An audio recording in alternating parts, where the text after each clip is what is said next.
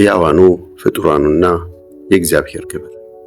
በ30ኛው ዓመት በአራተኛው ወር በአምስተኛው ቀን በኮቦር ወንዝ አጠገብ በምርኮኞች መካከል ሳለሁ ሰማያት ተከፈቱ፣ እኔም የእግዚአብሔርን ራእይ አየሁ።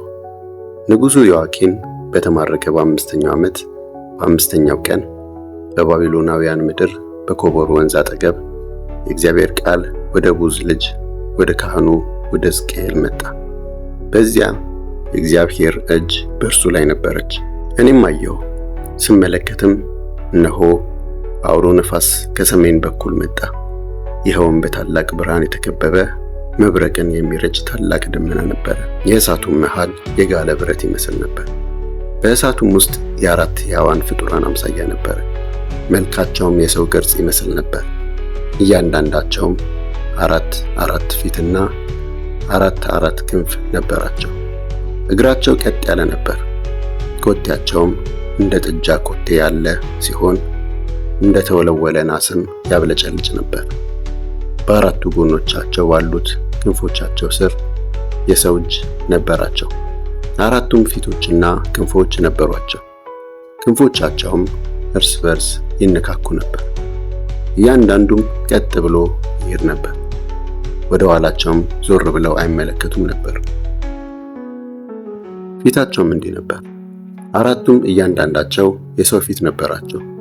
በቀኝ በኩል የአንበሳ ፊት፣ በግራ በኩልም የበሬ ፊት ነበራቸው። እያንዳንዳቸውም ደግሞ የንስር ፊት ነበራቸው። እንግዲህ ፊታቸው ይህን ይመስል ነበር። ክንፋቸውም ወደ ላይ ተዘርግቶ ነበር። እያንዳንዳቸው ሁለት ክንፍ ነበራቸው። የእያንዳንዱም ክንፍ የሌላውን ክንፍ ይነካ ነበር።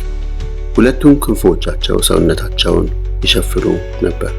እያንዳንዱ ቀጥ ብሎ ወደፊት ይሄድ ነበር። ወደ ኋላም ሳይዞር መንፈስ ወደሚሄድበት ሁሉ ይሄድ ነበር። የሕያዋን ፍጡራኑ መልክም እንደሚነድ የከሰል ፍምና የተቀጣጠለ ችቦ ይመስል ነበር። በፍጡራኑ መካከል እሳት ወዲያ ወዲህ ይንቀሳቀስ ነበር። ብርሃኑም ደማቅ ነበር። ከእሳቱም ውስጥ መብረቅ ይወጣ ነበር። ፍጡራኑም እንደ መብረቅ ብልጭታ ፍጥነት ወዲያ ወዲህ ይወረወሩ ነበር። ሕያዋን ፍጡራኑን ስመለከታቸው አራት ፊቶች ባሉት በእያንዳንዱ ፍጡር አጠገብ አንዳንድ መንኮራኩር በምድር ላይ አየሁ። የመንኮራኩሮቹ መልክና አሰራር እንዲህ ነበር። እንደ ቢርሌ ያንጸባርቁ ነበር። የአራቱም ቅርጽ ተመሳሳይ ሆኖ እያንዳንዱ መንኮራኩር በመንኮራኩር ውስጥ ተሰክቶ የተሰራ ይመስል ነበር።